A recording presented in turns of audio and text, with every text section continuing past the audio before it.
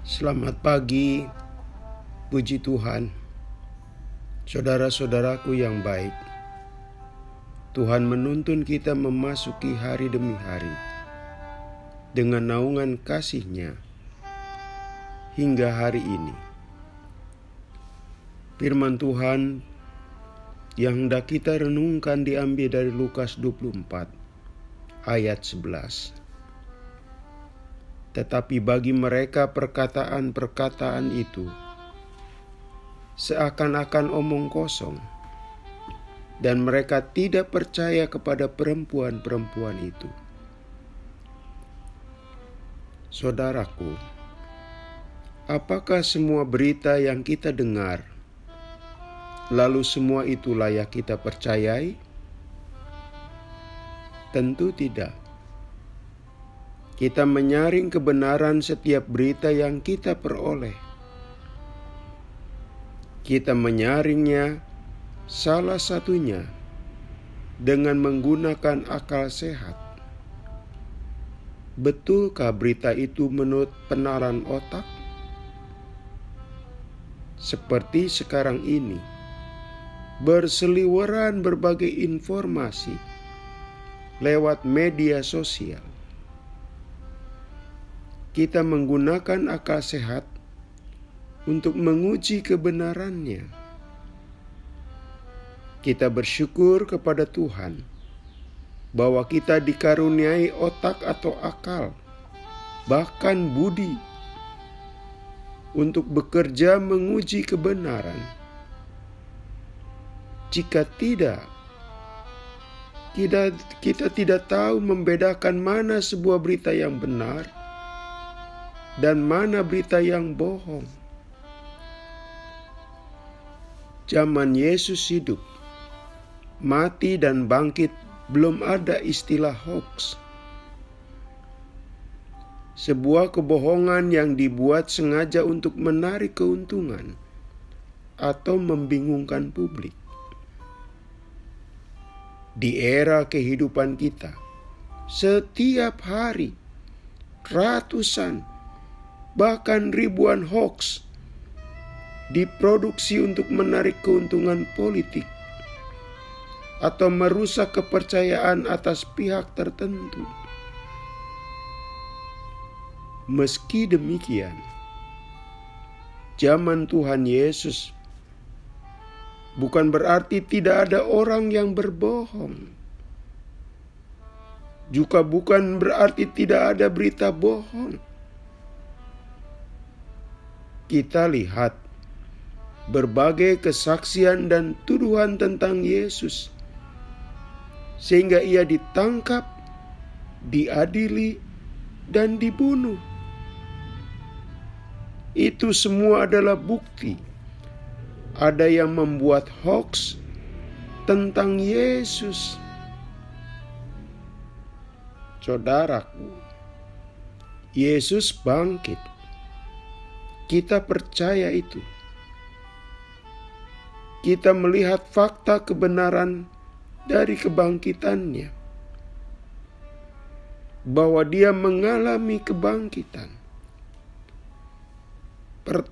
Pertanyaannya, apakah Rasul Paulus waktu itu begitu mendengar kabar dari Maria Magdalena spontan percaya? Ternyata mereka tidak serta-merta menerima berita kebangkitan sebagai sungguh terjadi. Awalnya, mereka menilai berita itu tidak lebih sebagai omong kosong. Artinya berita bohong belaka. Berita yang tidak perlu digubris, apalagi dipercayai. Ada dua hal menjadi sebab mereka berkesimpulan demikian. Pertama, tidak mungkin secara akal sebuah mayat bisa hidup kembali. Mati, ya mati. Titik. Tidak ada contoh dalam sejarah manusia di mana ada mayat bangun dan hidup kembali. Terlebih dalam kepercayaan yang ada waktu itu, ada yang tidak meyakini konsep kebangkitan. Kedua, berita itu bersumber dari perempuan. Ya, masyarakat waktu itu menganggap ucapan perempuan kurang bisa dipercayai. Secara budaya, cuma laki-laki yang punya berita yang dapat dipercayai. Berdasarkan dua hal di atas, berita kebangkitan karena itu seolah-olah berita tidak kredibel, tidak layak dipercaya. Soalnya itu tidak masuk akal dan perempuan yang membawa beritanya. Saudaraku, kisah Injil selanjutnya kita tahu bahwa sikap para rasul keliru. Kebangkitan sungguh terjadi dan peristiwa itu nyata. Jelas itu melampaui akal. Beriman memang harus memakai akal. Tetapi ada hal tertentu keimanan kita terhadap Allah harus melampaui akal. Hal lain, perempuan di mata Tuhan bisa sebagai pembawa berita yang layak dipercayai. Berita kebangkitan yang disampaikan Maria Magdalena bukan isapan jempol belaka. Benar infonya 100%. Bukan hoax. Budayalah yang merendahkan perempuan. Dan dalam peristiwa kebangkitan ditolak. Perempuan itu layak dipercaya. Tidak boleh disepelekan dan jangan dikecilkan. Jangan menghakimi suara perempuan sebagai omong kosong. Saudara, 2 hari lalu kita merayakan Hari Kartini. Perayaan di masa pandemi memang tidak semeriah biasanya. Namun, di balik perayaan ini, kita diingatkan betapa penting posisi perempuan.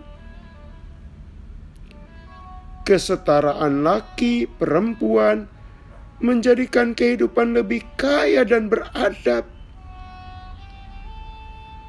Sebab kesetaraan itu, maka perempuan adalah sosok mulia sama seperti laki-laki. Berkaca pada peristiwa kebangkitan dan dalam kehidupan ini, Tuhan memuliakan perempuan. Saudaraku, budaya suka merendahkan. Allah sendiri meninggikan perempuan. Masih ada budaya yang menganggap perempuan tidak perlu didengar. Allah kita justru memakainya untuk memberitakan kebenaran. Hari ini, kiranya kita memuliakan ciptaan Tuhan, laki maupun perempuan, karena mereka sama ciptaan Tuhan dan sama mulianya. Mari kita berdoa. Tuhan, kami bersyukur atas kebenaran yang Tuhan anugerahkan kepada kami. Dalam nama Tuhan Yesus kami berdoa. Amin. Selamat pagi saudaraku, selamat memasuki pagi yang baru. Masih bersama Pendeta Supriyatno. Tuhan memberkati.